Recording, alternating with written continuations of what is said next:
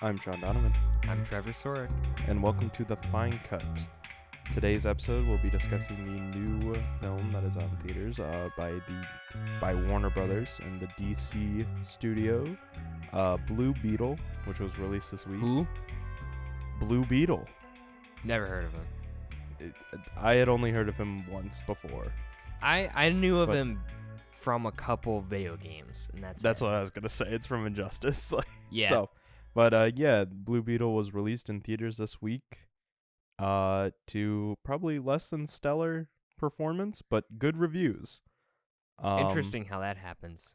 Yeah, so we're going to be discussing that, and then at the end of it, I have a question that I'm saving, and I'm going to ask Trevor. Ooh, that's called a teaser. It's called folks. a teaser. It's going to be something to do with the James Gunn Okay. and his DC universe. But so how's it been, Trevor?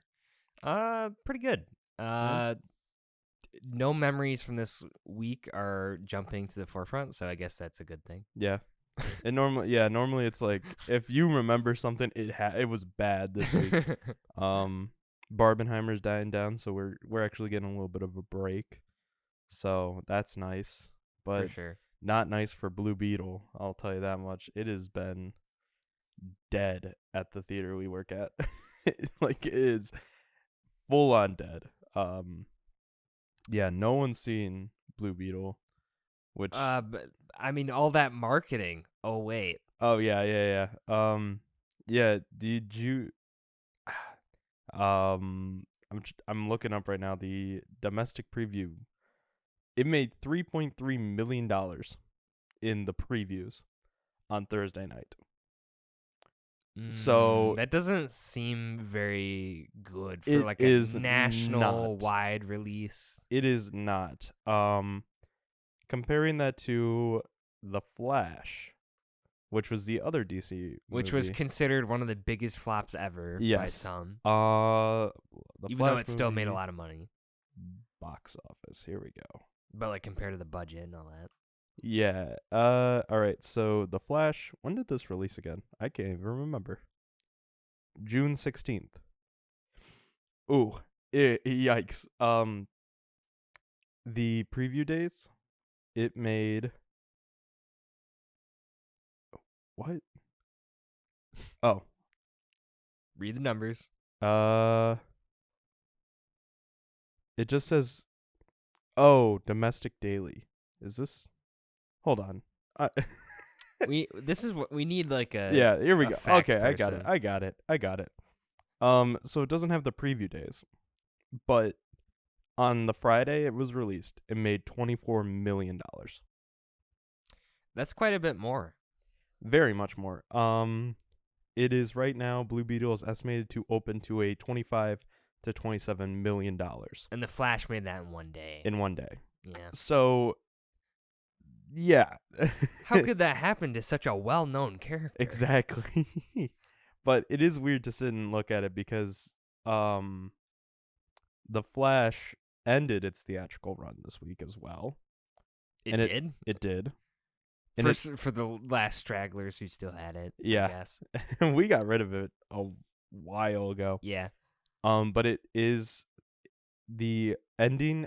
It ends with a $268 million gross. The film itself was about $220 million. Wow. So it is a big flop. And I'm really, I can see it already that Blue Beetle is probably going to be a flop.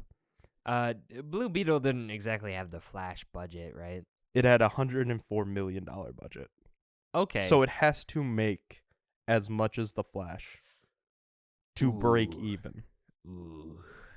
So Good luck, Blue Beetle. I don't know. yeah. So Not that it's a bad movie, even. it's not, and I think when we get into our review here in a minute, we'll explain why it's not a bad movie, and you actually should go see this movie. I'd say. Well, I think it's a fun time. There's arguments for and against it. Very much, but I would definitely argue that it's a fun movie to go see, and it would be an enjoyable time to go see it. So, but yeah, that's Unlike Meg 2 or something. Yeah, we're not talking about Meg 2. Meg 2. Don't get me started on Shark Week. I'm gonna look up. Is the Meg gonna beat? Do you think the Meg's gonna beat this? Oh yeah, probably in the box office. Yeah, because there's like I said, nothing is like it's dead.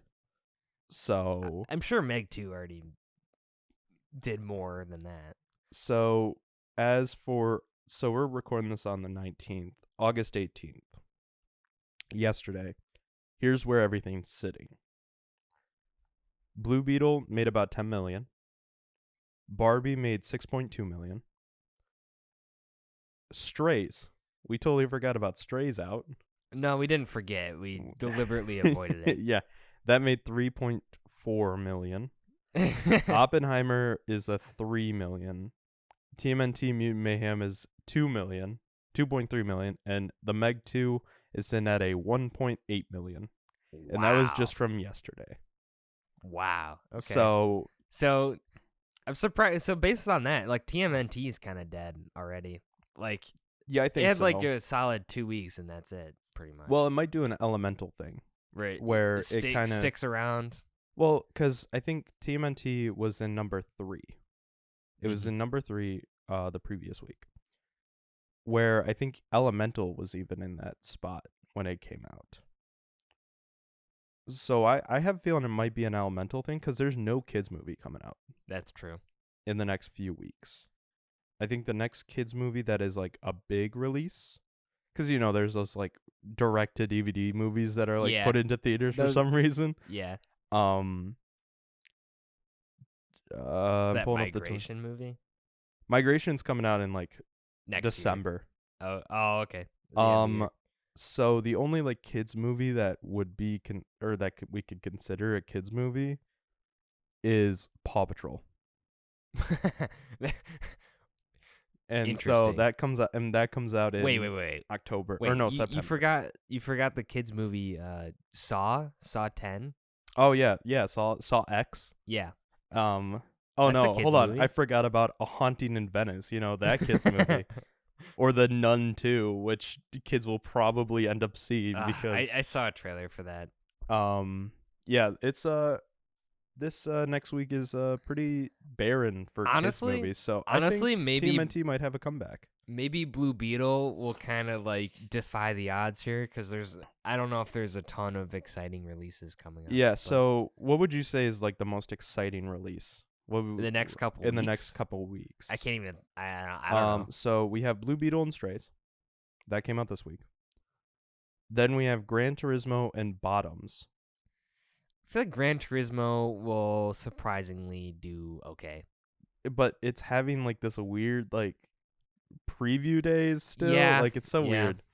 That releases on the 25th, and Bottoms releases on the 25th as well. That's that queer Fight Club comedy that I think will be lost in the water. Totally. No, it's going to shatter all box office records. It's the one with Marshawn Lynch. Remember on the first episode? What? I was thinking about that too. And I'm like, credit. Okay. Yeah, I was thinking about that. I'm like, it's actually really funny that I said that. Like, this year, potentially, the best supporting actor pool, this is just potentially, could be Ryan Gosling as Ken, Robert Downey Jr. as Louis Strauss, Glenn Howerton from It's Always Sunny for Blackberry, and Marshawn Lynch for Bottoms. That is a possibility. Yeah, well, we'll put it in a pile next to all the other possibilities. It's definitely not going to happen, but I will love if it does. It'd be so funny. But then we have The Equalizer 3 on the 1st, None on the 8th or these are September, sorry. Equalizer 3 comes out September 1st. None 2 comes out September 8th, along with My Big Fat Greek Wedding 3. You're a big fan of the My Big Fat Greek Wedding movies, right? I don't recall ever saying that or thinking that, but okay. Well, you're wearing your I Love Big Fat Greek Wedding movie shirt. Oh, man. I guess I am. Oops.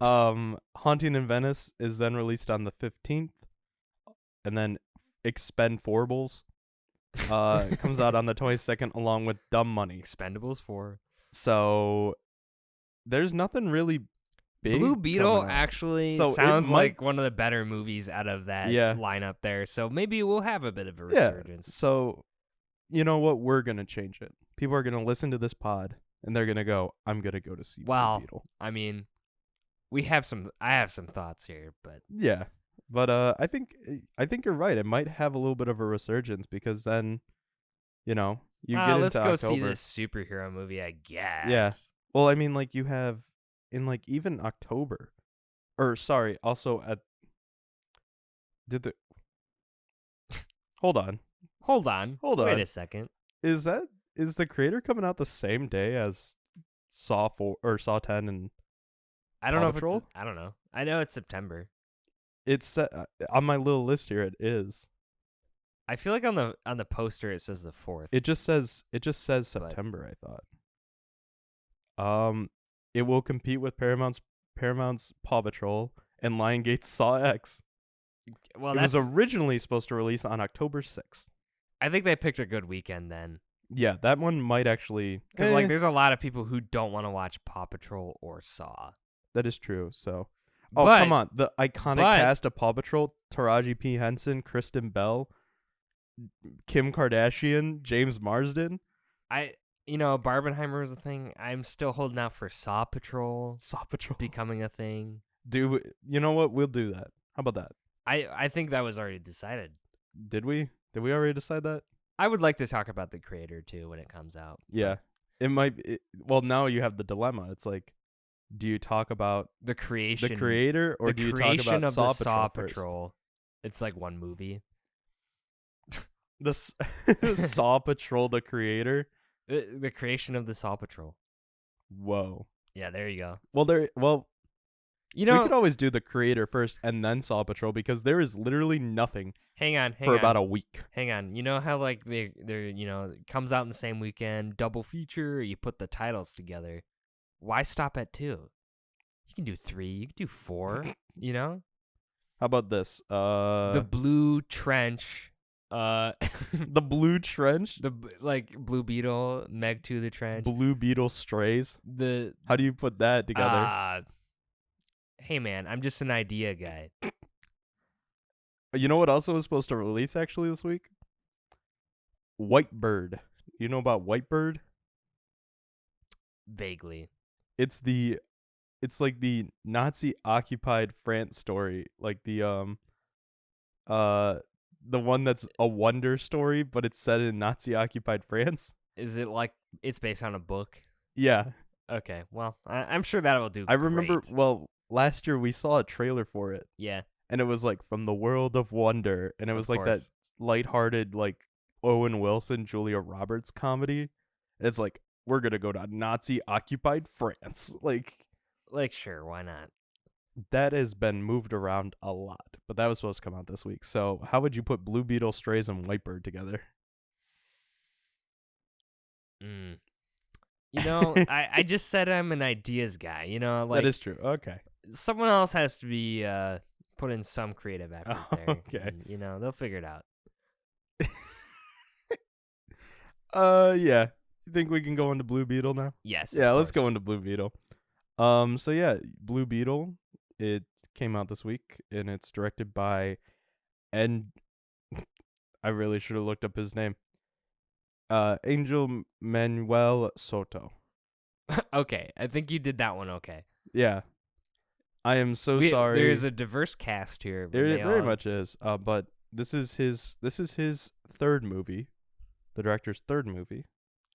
From La Granja in 2015, and Charm City Kings in 2020. Those sound like niche titles there. They but very okay. much are, I think, because there's not even a Wikipedia page for his first film. But Charm City Kings came out on HBO Max, so this is his first theatrical film. Mm-hmm.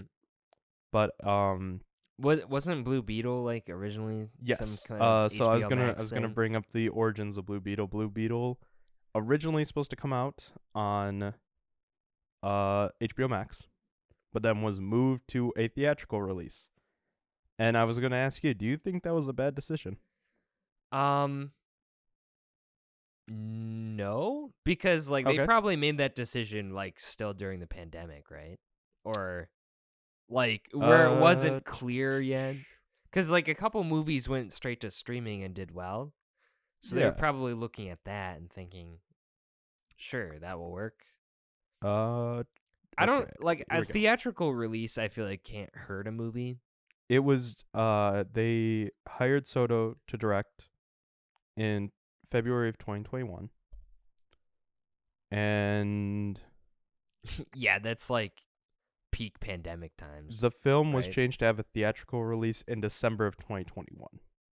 Yeah, so this one's So been in the little incubating chamber for a while. yeah, so yeah, it was like that was because that was also when HBO Max was doing their now Max.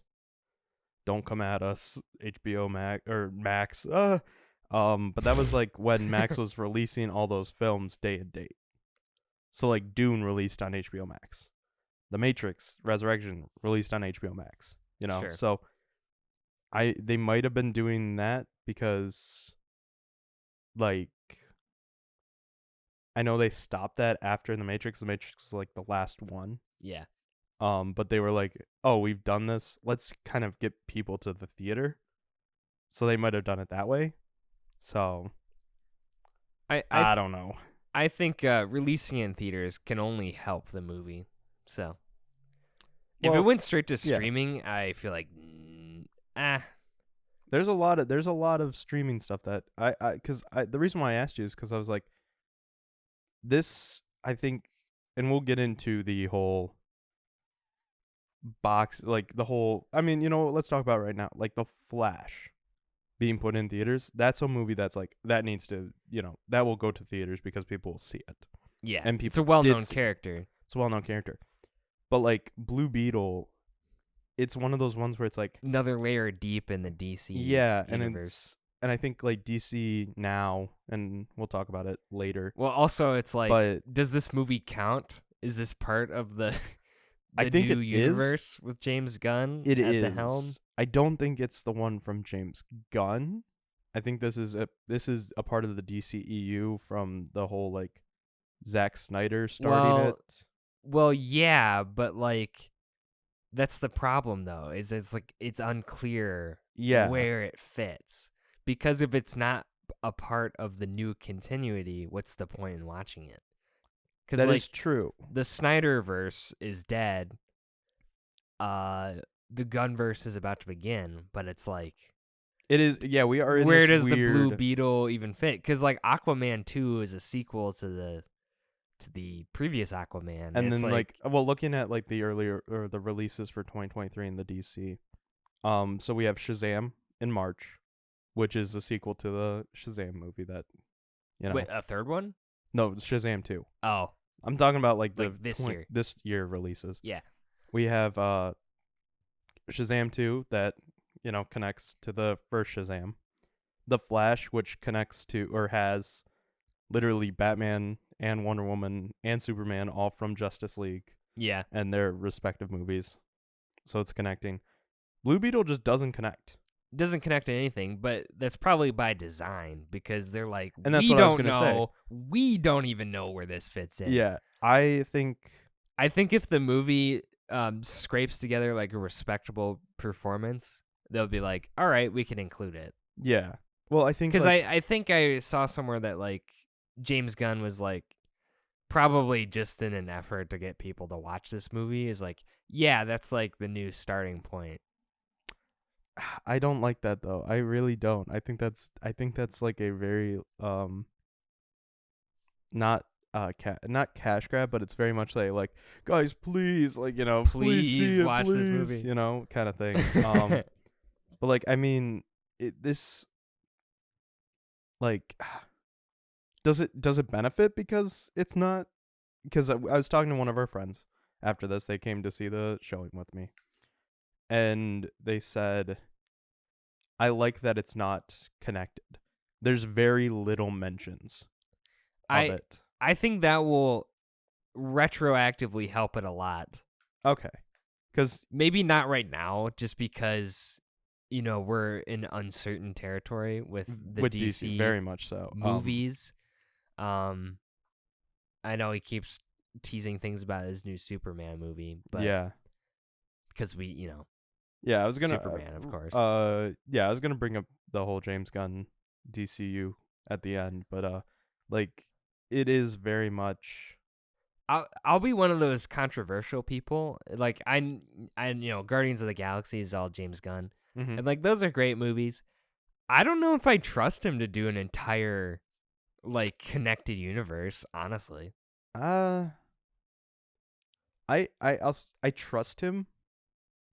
I really do trust him. I think just imagine for a second, DC has like 2 starter universes for their movies like blow up and not go anywhere. Wouldn't that be crazy? yeah, it would be. I think him at the helm though, it's not someone like. He definitely understands like sometimes you need like a character driven movie. Well, yeah, well, because I look at it and I go, I think. I'm trying to remember the Marvel's like not showrunner, but like head producer, Kevin Feige. Kevin Feige. Yeah. He is not really a filmmaker. He's more of a producer, and I think maybe it shows a little bit. It shows a lot, I think, especially now. But also, he tried to do it back in like the early 2000s. Right. So he had that like almost start to it. Yeah, there's a couple early 2000s Marvel movies that totally get forgotten. Well, like, because I think like X-Men and Fantastic Four and Spider-Man were all supposed to cross over at one point. Of course. So that went nowhere, and he was a producer on all of them. So, like, interesting how that happens, Yeah.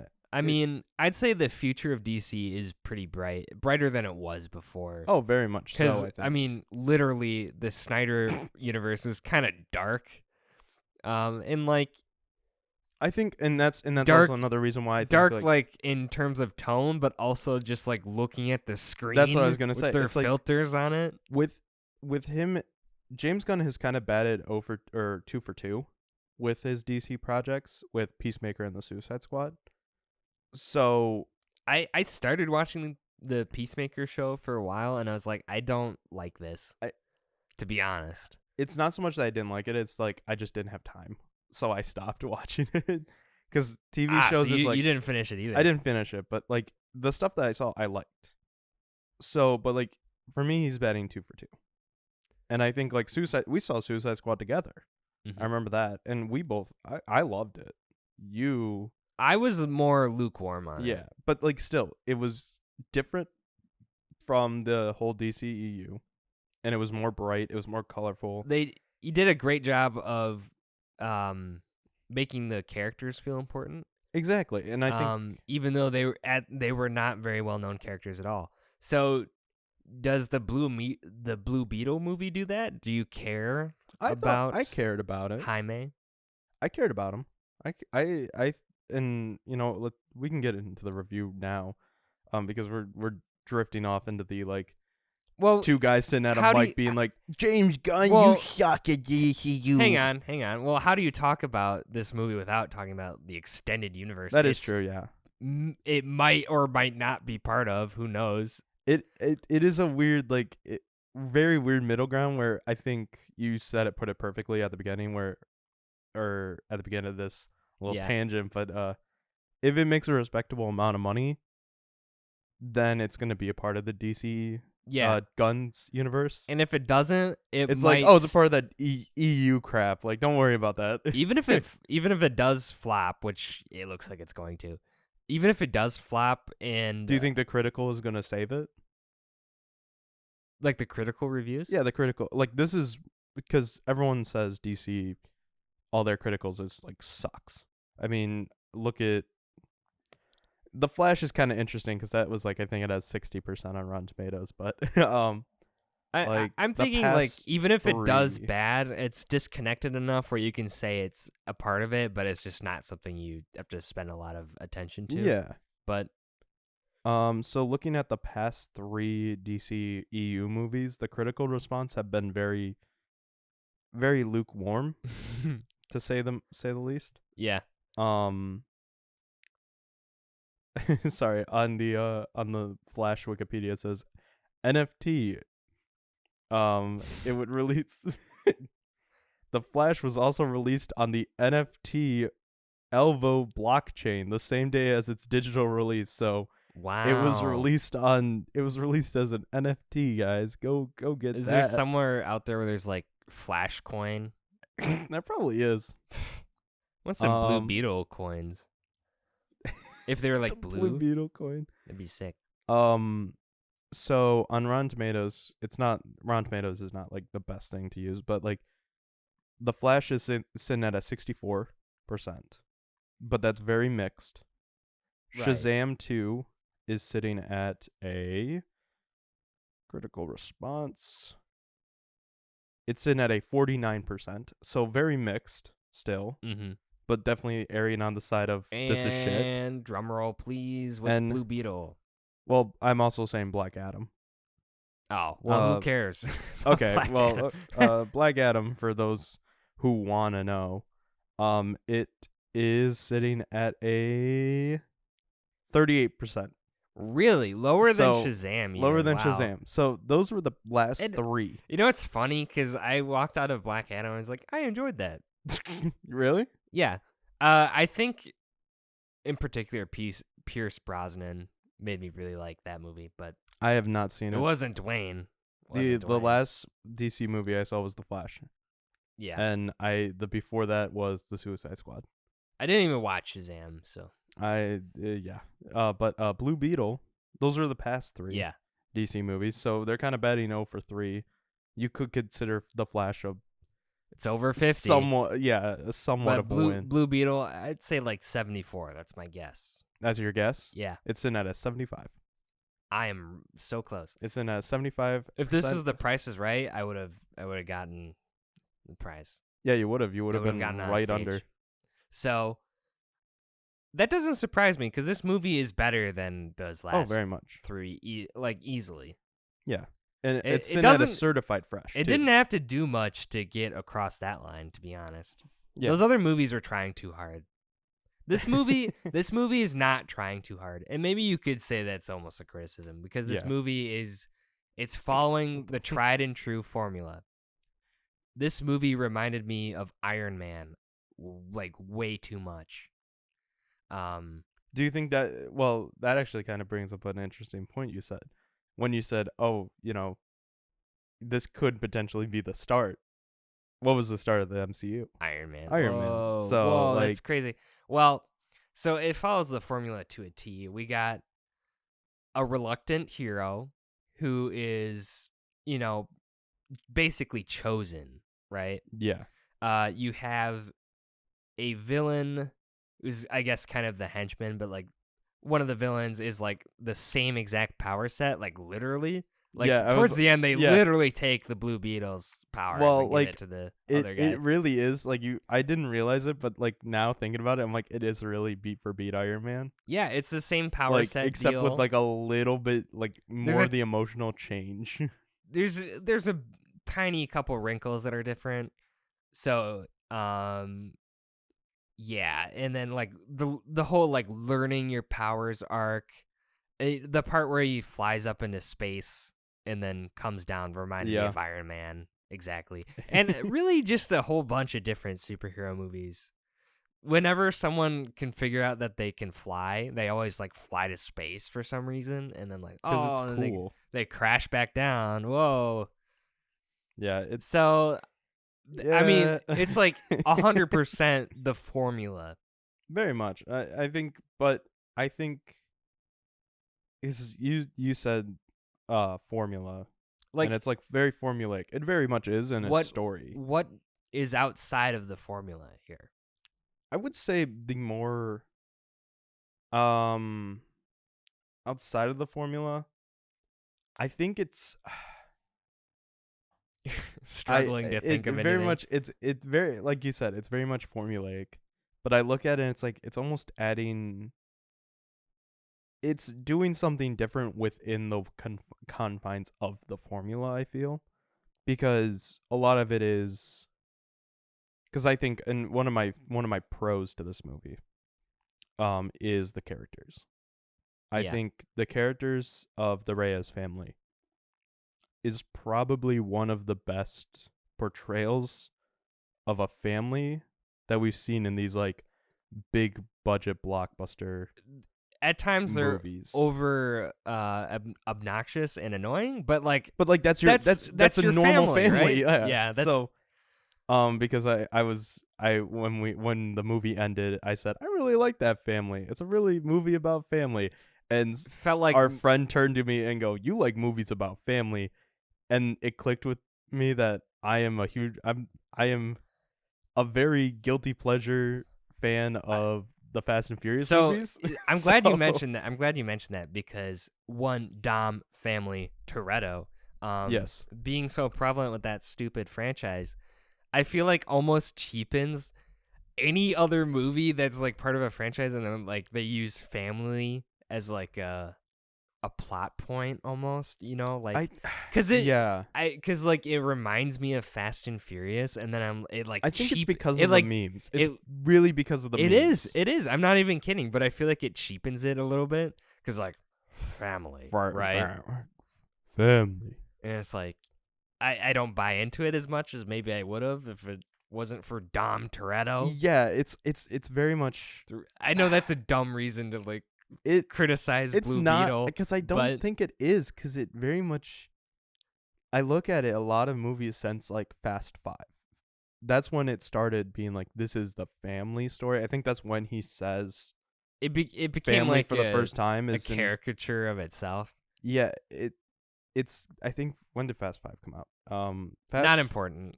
Well, no, the reason why I'm saying is because I think, because like I feel like every time a movie is like, I'm doing this for my family. Exactly. Like, well, like Fast 5 really comes out in funny 2011. Fast 5 comes out in 2011, and it goes. That's like the first time that he's like, family, kind of thing. I think he says like, salud mi familia, and like that's like the big line from Spanish. Yeah. See, yeah. See, the other thing, because this movie is about a Spanish-speaking family. I wanted someone to say La familia es todo, like in Breaking Bad. Some like family is everything. I could see honestly, I could see the Nana character saying that. Yeah, I know, right? Yeah, but my point that I'm making by looking up Fast 5 is that 2011, and then what comes out the next year? The Avengers. What is where are you going? Well, hold with on. this? I'm getting there. Like, the Avengers come out, and it's like the team up movie. Fast 5 is a team up movie. Sure. And so the Avengers kind of take it, and then they become like the next Avengers movie. They're like, oh, we're a family.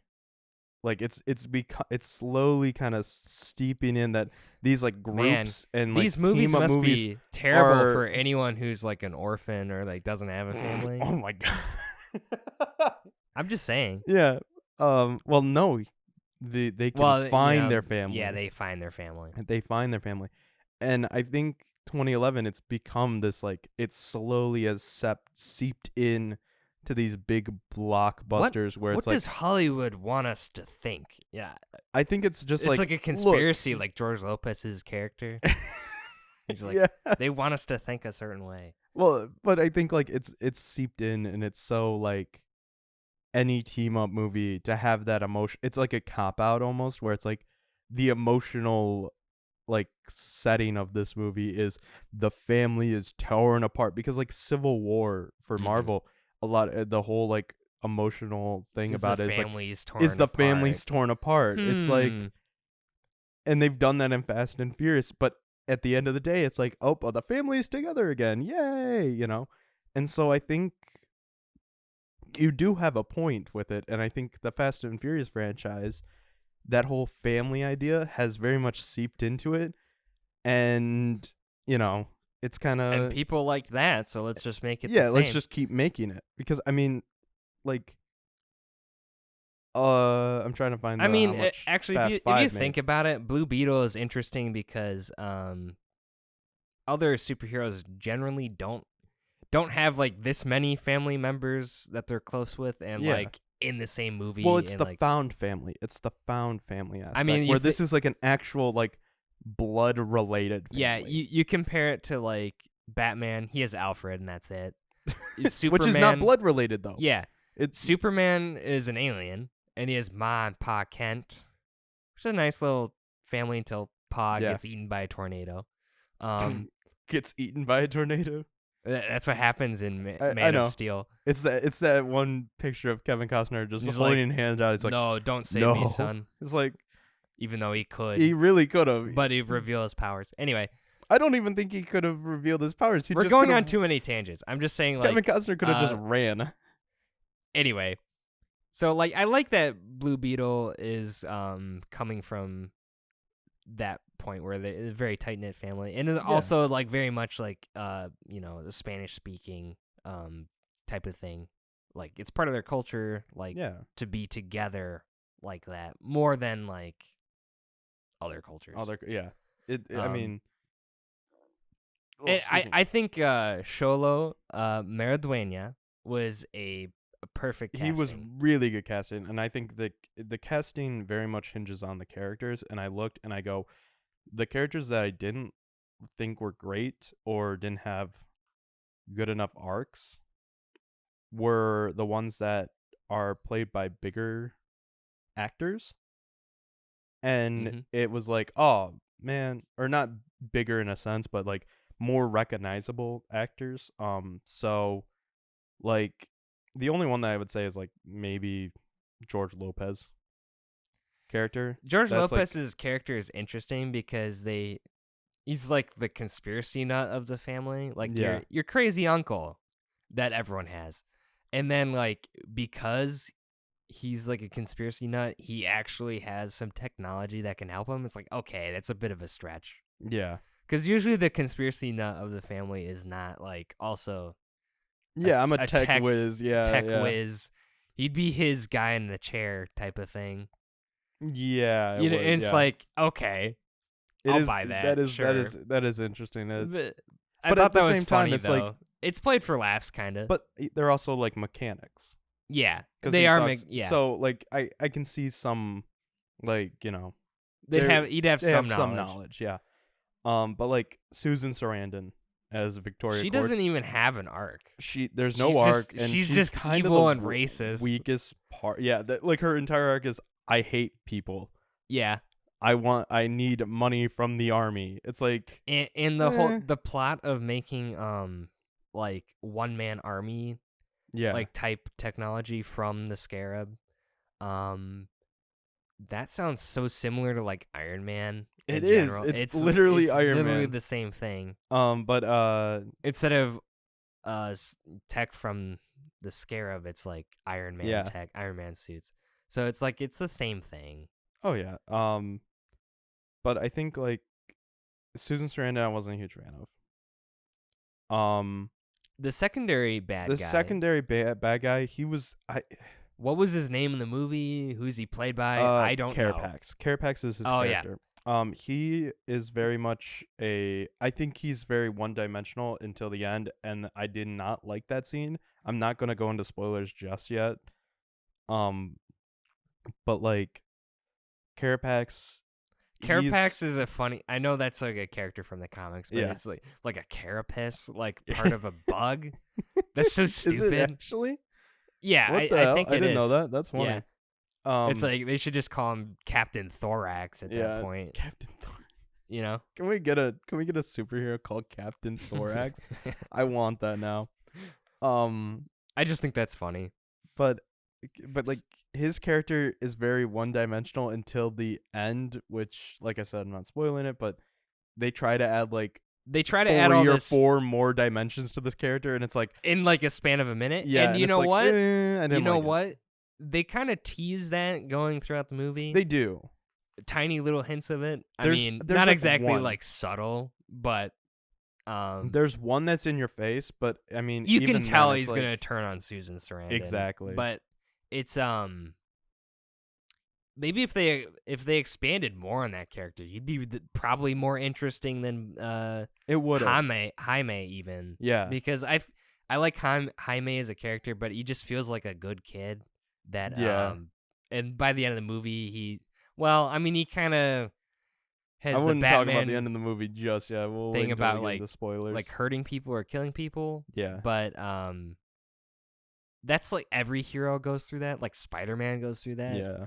So it's like, Yeah.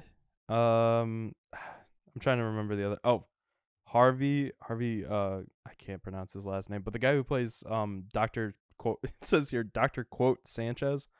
In, he. I know him from like. I've seen him in other things. Yeah, he's big in What We Do in the Shadows, the show. Yeah. He's amazing in that show actually. He played Pierto in Puss in Boots. His whole deal is that Susan Sarandon says his name wrong every That's time. like literally it. Like, and that's also like a way to show that she's kind of racist and like doesn't care about people. And it's like, okay, yeah, it's that just works, like, I guess. Yeah. But like he's a good actor and he's very funny, and I thought he would have like helped, because like when I saw him on the poster and in the cast, I was like, oh man, no way. Like, because I always think of him as Guillermo from What We Do in the Shadows. I'm like, oh my god, it's him. Oh, no way. And I was so excited. And then when I saw it, I was like, he's in like 3 scenes and he's all in background. And it's like, I don't like that. Well, like, yeah, so Susan Sarandon gets his name wrong all the time. And then you have that one scene with Jaime where the person Americanizes his name over Jamie. Yeah. And that goes into the commentary that they're,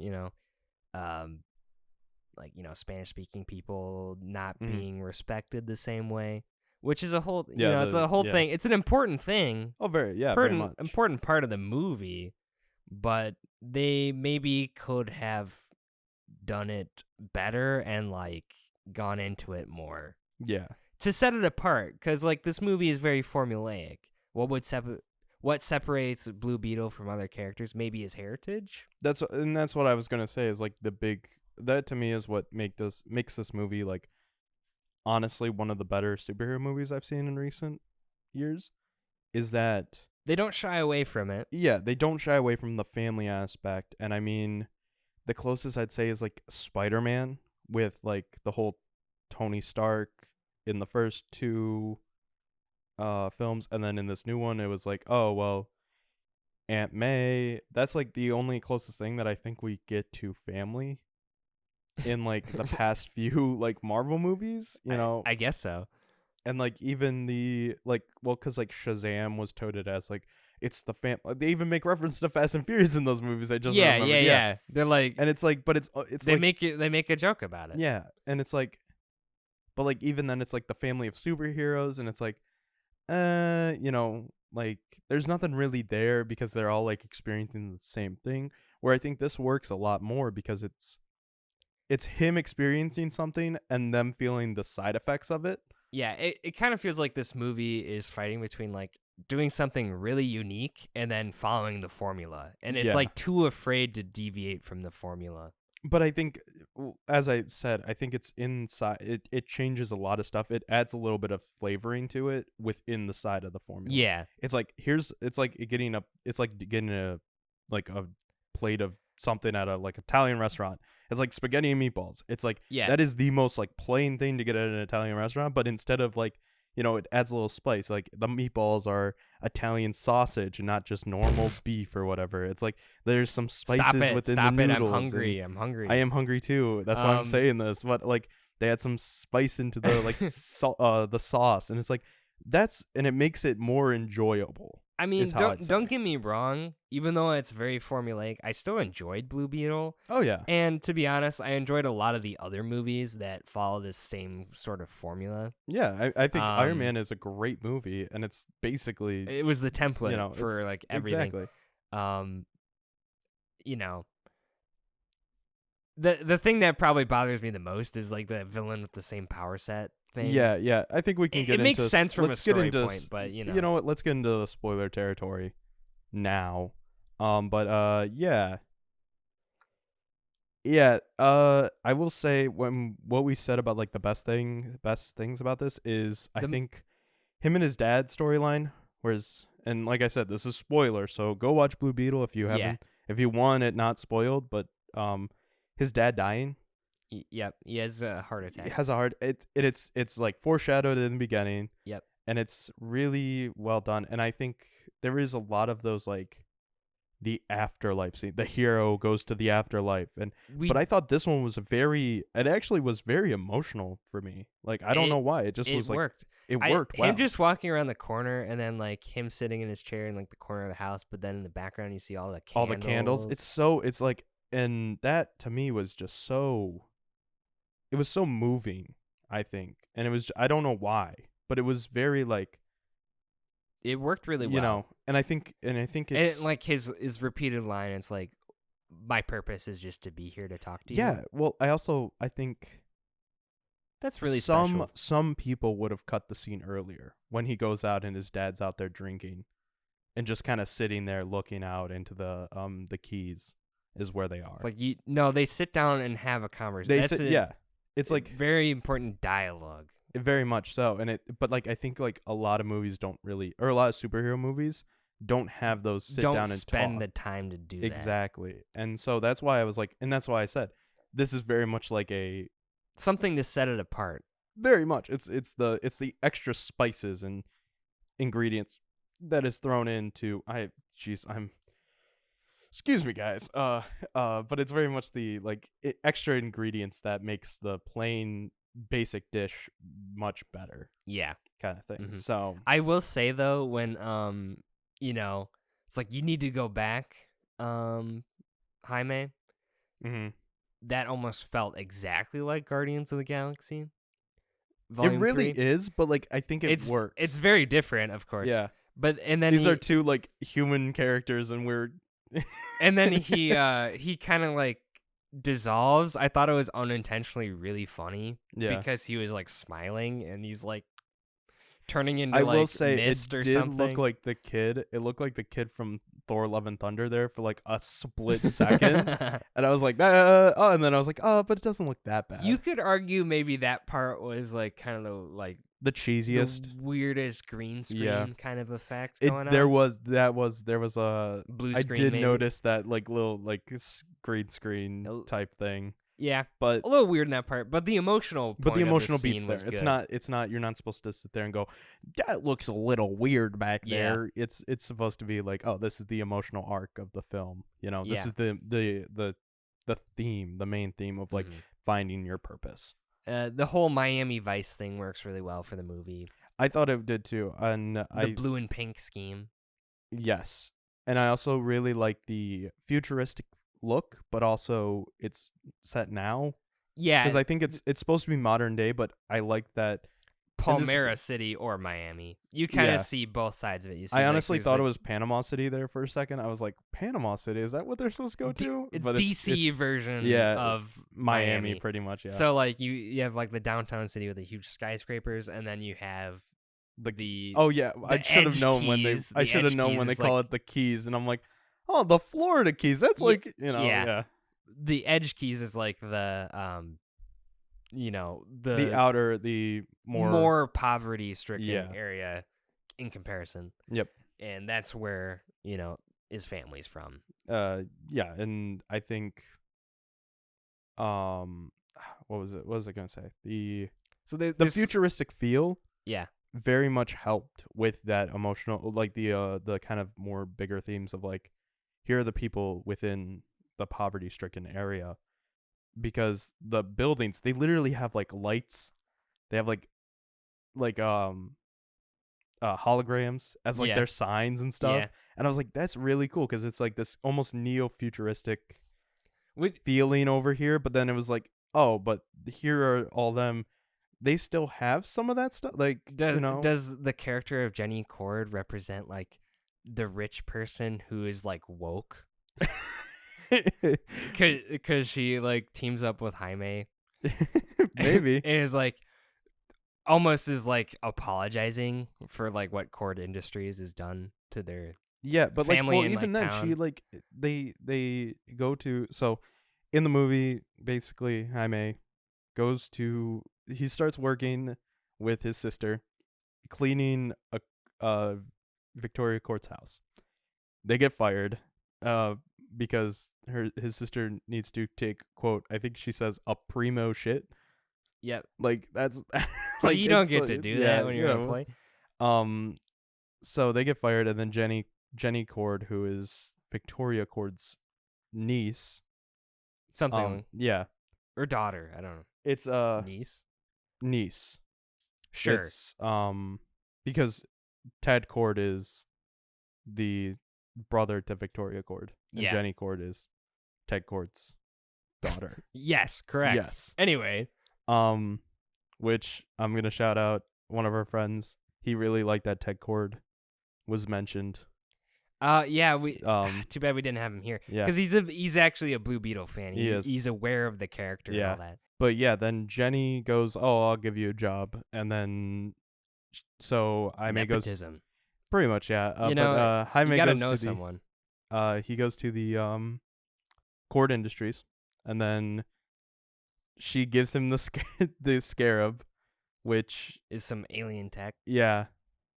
So he then takes it back to his house, and it infuses with him. Yeah.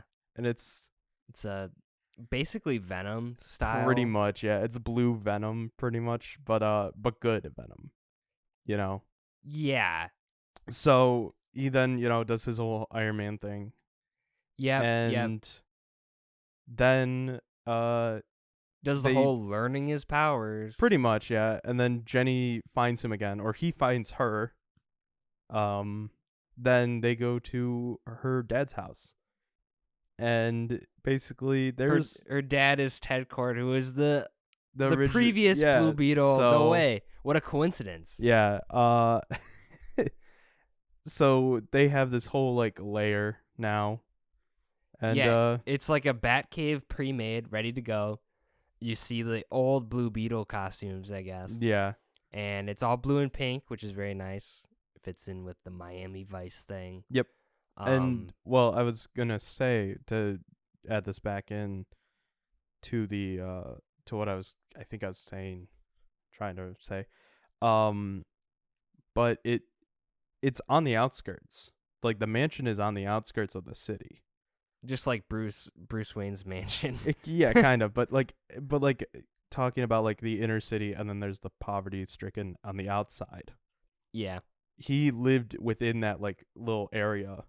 Almost. Yeah, he was more in the know. So he knew all that, and that's why I think like versus Susan Sarandon's character. Yeah, and that's why like you say like Jenny was the quote woke rich person. Woke rich person. I think there is some valid like kind of things there to say, like but some commentary. Yeah. So but yeah, when another thing that I really actually found not like this movie, I honestly like this movie a lot more than other superheroes, is that the CGI is like pretty good. It's actually like not bad. There's a couple of fight scenes that are quite good, actually. Yeah, and it's like there isn't. I will say that the Blue Beetle suit itself looks kind of wonky. Because it looks like his suit looks really just generic blue. But then he's got like yellow eyes. His eyes look weird. But then when he talks, his mouth moves, and that looks weird. It does, but it also adds something to it where it would be like, oh, this actually, it makes it look like, oh, there is someone actually under there. But I don't think there is. It's like there's no like mouth hole or anything. It's just like part of his suit is just like he's eating part of his suit whenever he talks or something. I don't know if it's like him eating a part of his suit. It's definitely it looks like weird.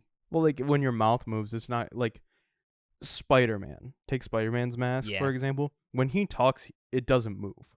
Right, but like your chin, when you talk, your chin moves. I'm just imagining ever so slightly. I'm just imagining like a thing over your face, and then when you talk, it like goes in a little bit. So like he's just like eating it. He's like, he's just like it's in his mouth still. Like that. It's alien tech. That's how I'll I'll address that. Also, I guess there's kind of a mini arc in there with him. Because the suit, the Scarab, has like a mind of its own, So you got to kind of come together to work together. And that even is a good thing, like even the scene when he's like infused, or like that's actually a pretty good scene when talking about the CGI. Like that actually, like the suit up scene was really interesting, you know? Like it looked a lot better than everyone's like other things. Yeah, like screaming and kind of obnoxious. And that like whole infusing scene, and even when the scarab is like in his back, I feel like that's not CGI. That's like practical, because that looked really good. Maybe like when it's like on his back. You got some like blue thing. Yeah, I thought that was pretty good. And even the like still talking about the CGI, even the like Carapax like outfit. It looks I think there was really good. one shot in particular where like his head is in the suit and it looks like he's not like the suit isn't real. I'd say that happened at least once. Yeah. But like even when like half of his mask's ripping, or half of the Blue Beetle's mask is ripping off. It's like you can see his face. You can see his face, and it's still like it looks good. Yeah, it did look good there. So I will say, I made a joke when I saw the posters, like, who's he fighting? Red Beetle? And like it really is.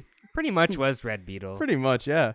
Like, so where were we on like the plot? He gets captured and then his family goes and rescues him, which is another wrinkle that maybe makes it feel like it deviates from the formula.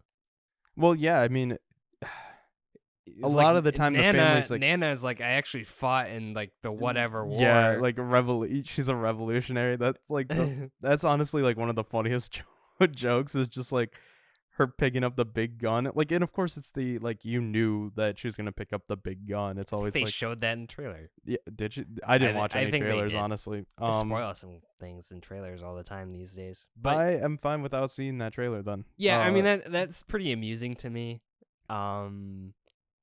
They gave the sister gets like she basically gets a Kamala power Khan glove kind of power. Yeah, but she basically gets the power, like the Nintendo power glove. They really don't. Okay, it's real convenient that there was a Blue Beetle that existed already, and they just have all this stuff laying around, and like the giant beetle ship.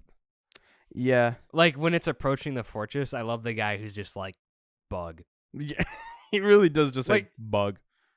It's so and then he's like, watch out, and then it crashes in. It's like, well, like even that scene, it's like, like this whole movie, I don't think anyone dies, except for one person, and it's during that Beetle scene. Yeah, George Lucas is like, "Ha!" George I stepped on him. George Lopez. I thought you said Lucas there for a second. I said it really fast, maybe. Okay, but George Lopez. Like, would George Lucas be a better Rudy in this?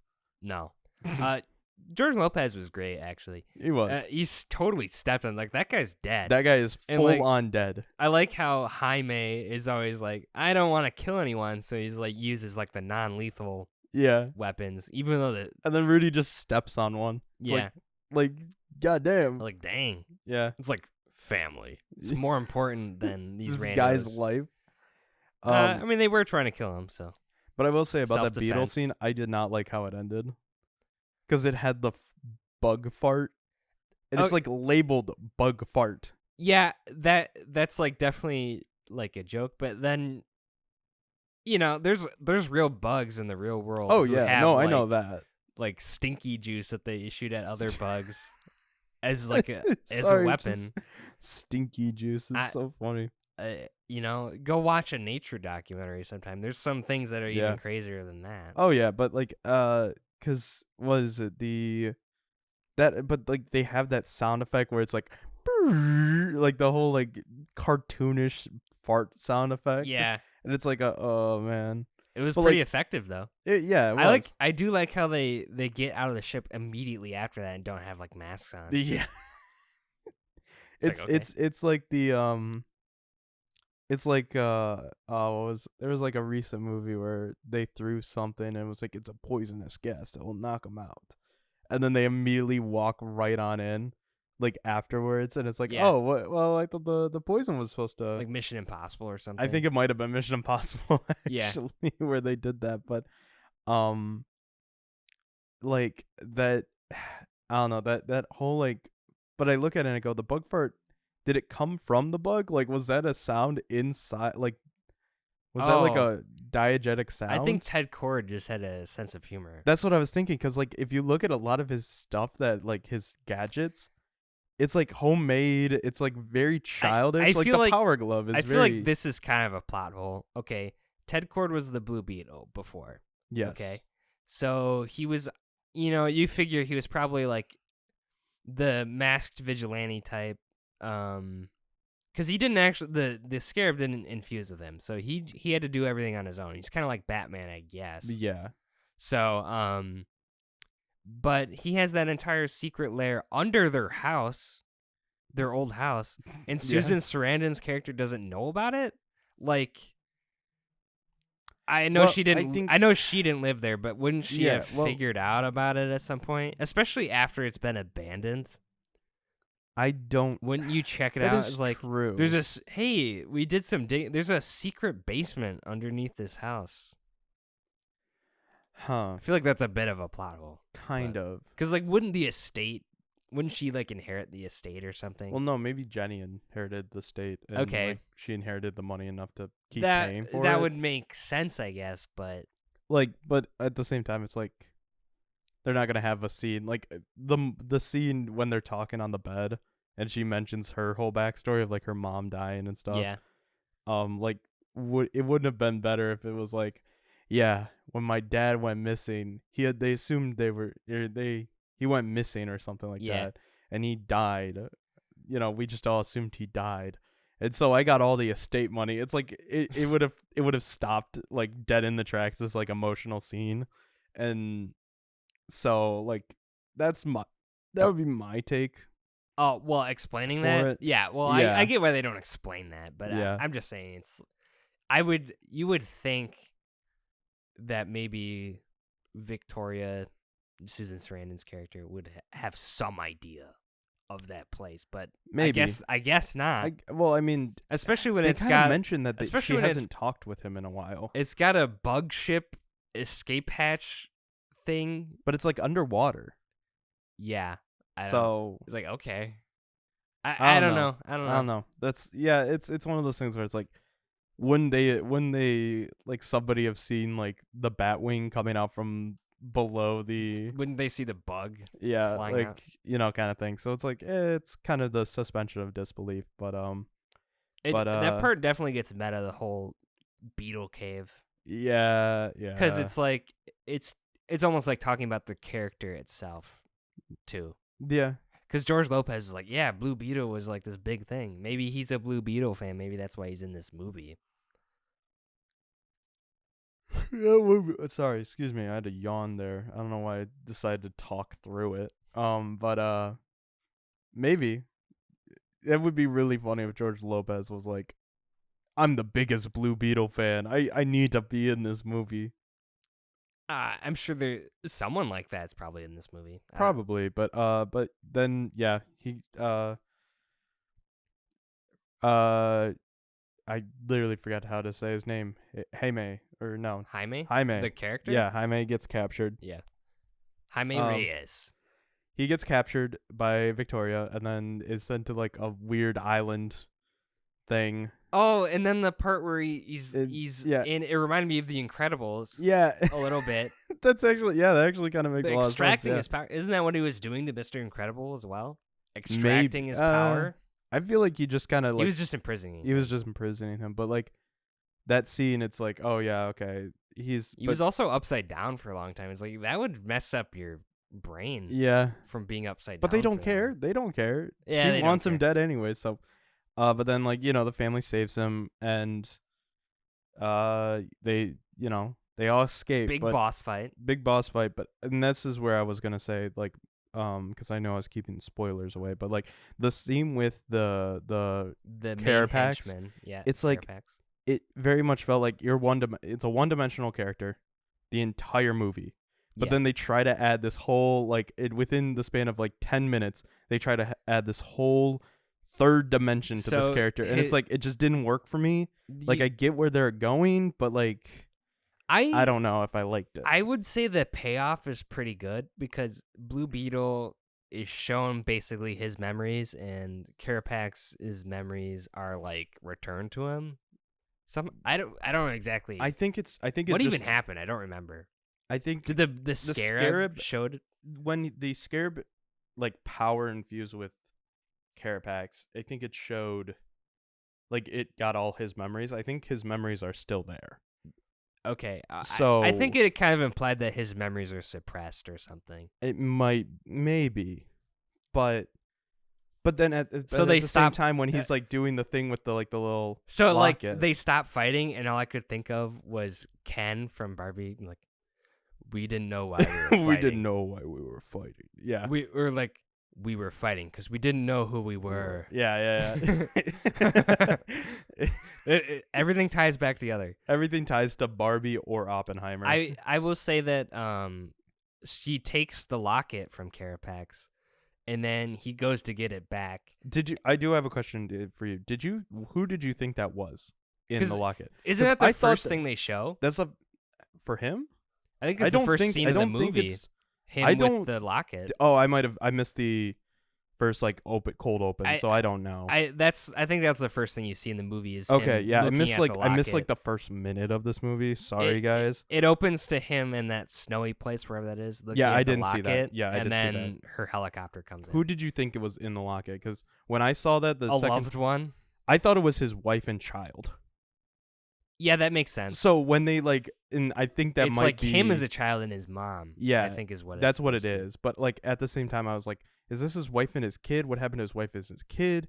And I was just so it was so interesting to be like, oh, kind of thing. Well, I like how he goes to get it back from her, and then he grabs her and starts dragging her towards the fire, and then self-destructs or whatever. Yeah. And I was like, that part went so hard for me that Really? It totally redeems some of the things I didn't like about this movie. Okay. I think that because it's like you actually now, granted, like you said, they did it all in a very short amount of time there. Yeah. To make this character really interesting. Mm-hmm. But I think he was really interesting. And I thought he was. to have him totally nuke I'll say this. I personally just wanted more of the backstory sprinkled throughout. He needed more character moments. He needed more character moments, and I think that's why I was like, when that rush feeling, I didn't like it because it was very just like here's why, it is we didn't know why we were fighting, for we had no clue who we were, kind of thing. Well, it's like him taking the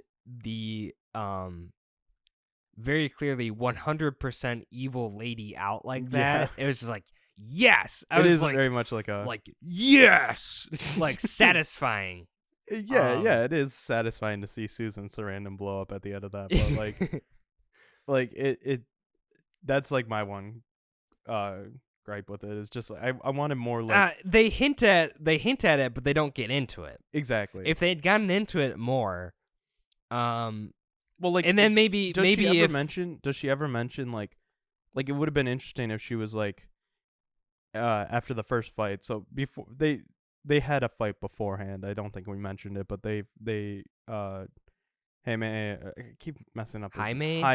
I keep messing up the name. Just call him Jamie. Jamie. Yeah, the lady at the desk. I'm sorry. Americanize his name. How dare you? If they had a fight, they have a fight, and then at the end of it, Carapax goes back. It's I didn't defeat him or whatever, and Victoria Cord was I should have left you in that forest or something like that. I think she did say something like that. Did she? At some point. I might have been.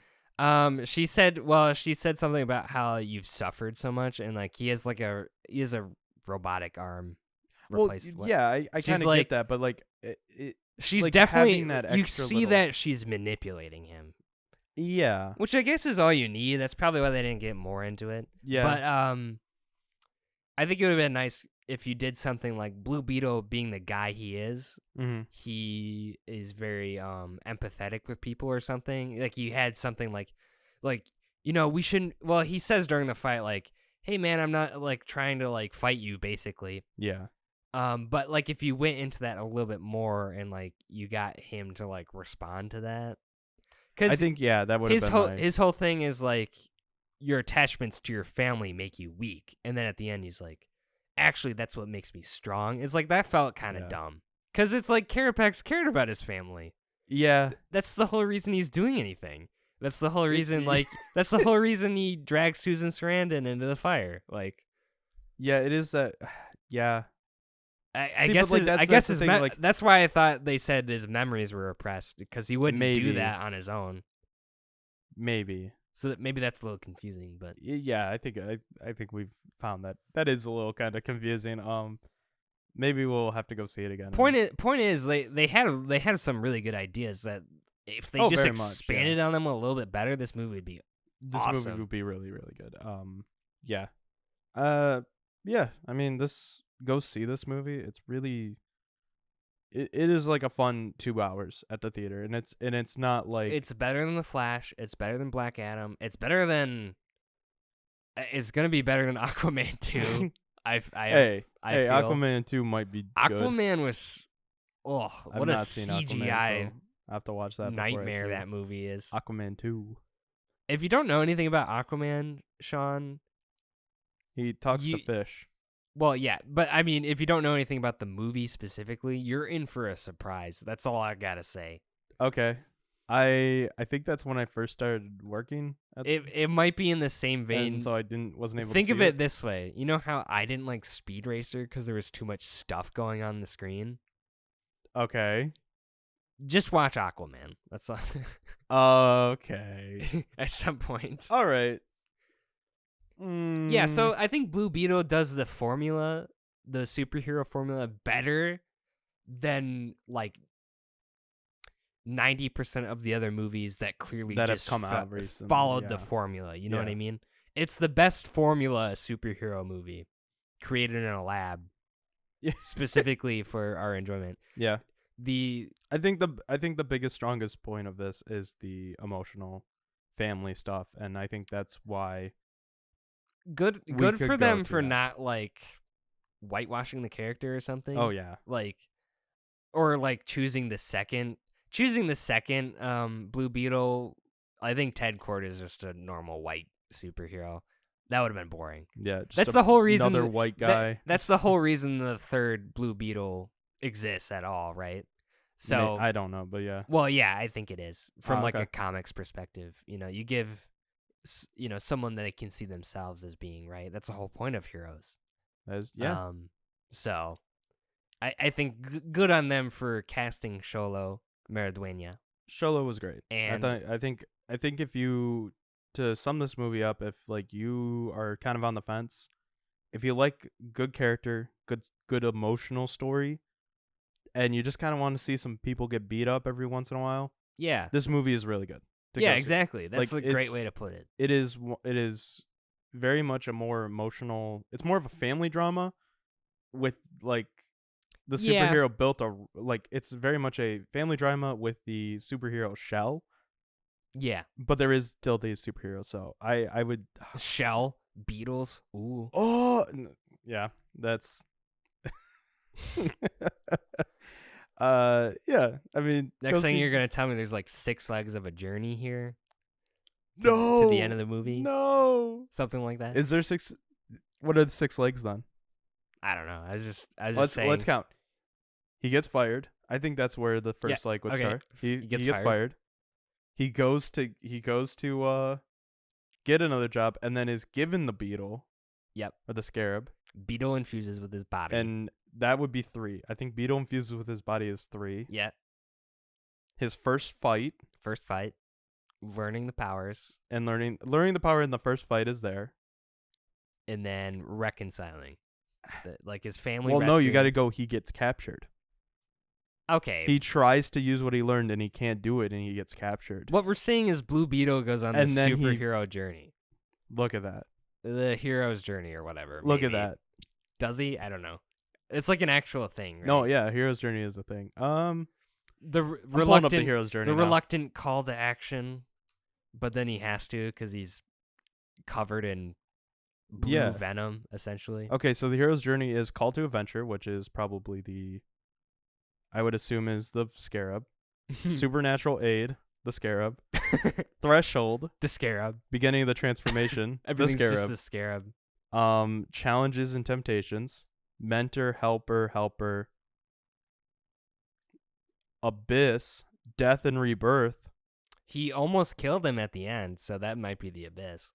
No, He Death almost and I killed would say Carapax. Death. I would say Death and Rebirth is the death of his father, and then the rebirth of him as the Blue Beetle. Transformation, atonement, and then he returns back to the Keys. There you go. With the man, it's like the Actual hero's journey. It's like the hero's journey is like the template for literally every superhero movie. Wow, That's so crazy. But I would love to see some movies break from the mold.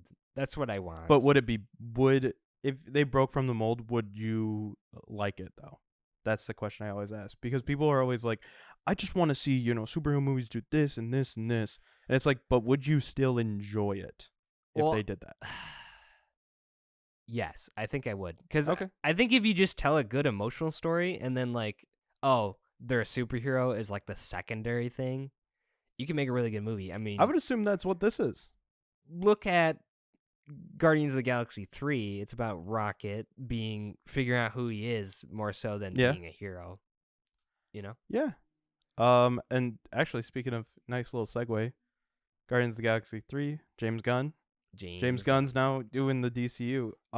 Just to end this, I wanted to ask you, I would love to see. What do you want to see with this James Gunn? Because here's his new DC movies I'd like that to have see been announced. Sholo return. Sholo as return Blue would be Beetle. great, but here's his lineup already. Superman Legacy, which will be written and directed by him. Then there's The Authority, which is a group team up, but it's not like an Avengers level thing. I think his whole thing is he's gonna jump in where these heroes are already established because we've seen their origin stories so many times. I think that would be a good idea too. Cool, because you can tell different stories from that point on. Because we've seen the origin stories over and over and over again. Oh yeah, like Batman has been done to death. Yeah, and even then there's also even the Batman kind of skipped, like. It was early Batman, but you don't see his origin. Yeah. Which I like. Yeah, no, yeah, I like that. And then I'd like to know how those movies factor in. What? The Batman with Robert Pattinson. I don't think they are going to factor in. They should at least be like some kind of, if they ever do a multiverse thing, maybe say hi to Bat Pat. Bat Pat, I like that. But then there is, I'm looking also at Supergirl. Woman of Tomorrow. She deserves her own movie. Yeah. So Supergirl. I wonder if Supergirl from The Flash will return. Like that actress. I don't think so. I liked her as that character. She's a really good actress. Melissa Benoist, I think is her name. I know she's in Whiplash. She's like that's so weird. Is that like? I think one of my reviews for Whiplash has been, I can't believe Supergirl. I can't believe the yellow M&M, Supergirl, and Mr. Fantastic are all in a movie together. But then we have Batman Brave and the Bold, which I think is being directed by the Flash director. Just from the titles, it definitely feels like James Gunn is going for like more like some of the good stuff from like the animated series and like the cartoons and stuff. Well, then there's Swamp Thing. That's another movie that's going to be coming out. And then he has an animated show. Swamp Thing gets his own movie. Yeah. And then there's going to be an animated show called Creature Commandos that's, animated. The Super Pets. It's Crypto, the space like, dog. No, it's almost like a Suicide Squad-esque type team up. They killed off some of those good Suicide Squad characters already. It's like, why? Why'd you kill Captain Boomerang? Well, there's going to be a Waller. There's going to be an Amanda Waller TV show. There's going to be Booster Gold, Lanterns, which is a Green Lantern movie or TV show, and then Paradise Lost, which is a Themyscira Wonder Woman type show. I never cared about Green Lantern too much. Green Lantern's kind of cool. He's actually like one of my favorites. If the movies are maybe if they do better than the Ryan Reynolds movie. Well, yeah, if that's all you're taking it off of, then yeah, like they're gonna probably do a lot better. But that's a movie that's like, where does that fit into anything? yeah, Disgusting. yeah, but yeah. So I would say Cholo, get him back up in there. I think he would be an interesting kind of keep that, but like, don't go as dark. I would say as well. Well, Blue Beetle is definitely not. Well, I'm talking about like James Gunn's DC universe kind of thing. Yeah. A character like Blue Beetle would be a good person to keep it lighter. Well, I think like also it's definitely looking like he's gonna be doing a lot more of these kind of side characters. I will say about the Snyderverse, that's the thing I did like about it, is it kind of took things seriously and like darker. Yeah. Like but like you can have the mix. You can have the mix. His Henry Cavill as Superman, you really felt like the weight of the world was on his shoulders. Like, yeah, he has that dream sequence where he's coming up out of like all the skulls and like dead bodies and stuff. Yeah, you're like, oh my gosh. But is like dark, you kind of get it though, because it's like he has the power to save the world, but he can't be everywhere at once. He can't save everyone. That's some good stuff. I hope he sees what Snyder did and pulls out all the good ideas and like makes them better. Okay. So making a 4-hour Justice League movie. I didn't say that. How about a 2-hour good Justice League movie where you're not focused on setting up all the characters? No, 4 hours. 4 hours. Only 4 hours. To be fair, his 4-hour version of that movie is not even bad. It's actually good, I'd say. I have not seen it because I do not care. It's legitimately, well, I mean, the studio... I care that he got his vision. I'm glad he got his vision. The studio butchered his movie, man. I know, I do, but I just do not care about Justice League. I would like to. I'd wonder, like, a movie like Blue Beetle is like, was there previous versions that were like acts or like scenes totally omitted? What do you mean? Like in what like if it was Justice like a League or something? Different story or something. Are you saying like in like say like Aquaman had a Blue Beetle cameo? We're seeing what Warner Brothers wants us to see. That's all. That's all I'm saying. Oh, definitely. Like, we don't get.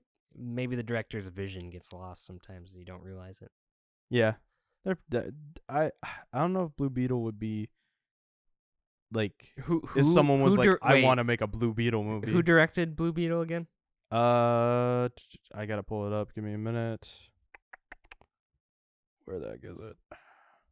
I can't find it. You had his name at the beginning. Yes. Angel. Where is it? Manuel Soto. Angel. Yeah, Angel Manuel Soto. I want to see the Soto cut. The Soto cut. That's all that joke was. Oh my gosh! Of course you wanted to do the Soto cut, but yeah. Oh, this was the other thing I was gonna say. So another way back in the beginning when we were doing movie news and everything, it was reported that a film's box office earnings could be hurt by around 15% without actor promotional work. And I think that's another reason why people should go see this movie. It's not well promoted. No. And of course, because it is the actors' strike. I think we both support the strikes, I would say. And I think seeing something like Blue Beetle going down and not making a lot of money is actually going to hurt like people like Soto. I could see Sholo becoming... Or Sholo. I said Soto because I'm so I could see Sholo becoming like a pretty well-known person. Like Sholo, he's got the charisma, he's got the looks, and I he think could be very famous. If his I think if we want to be like, hey, we want more Sholo, go see this movie because he's great. And the reason why I brought that whole 15% up with the actors is that if it's making, say, it makes $27 million this weekend, it could be making actually around $30 to $31 million. And it's just not because because the studios won't, pay their actors fairly. And I think if they did, people like Sholo and George Lopez and even the writer of it, Gareth Dunette. I don't know what his name is, but yeah. I'm butchering his name. But anyways, you can follow this podcast on YouTube at After the Credits. That's on YouTube and on Spotify. You can listen to it at The Fine Cut. You can follow me on Letterboxd at _filmworker_. I'm also on Letterboxd at Trevzilla. So yeah, go follow us. Go follow the channel. We just recently we released 3 episodes of our new show, Relax and Rewind.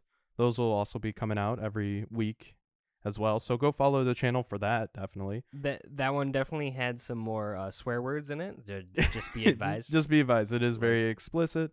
But I think the next movie that we're doing, the next episode is going to be RoboCop.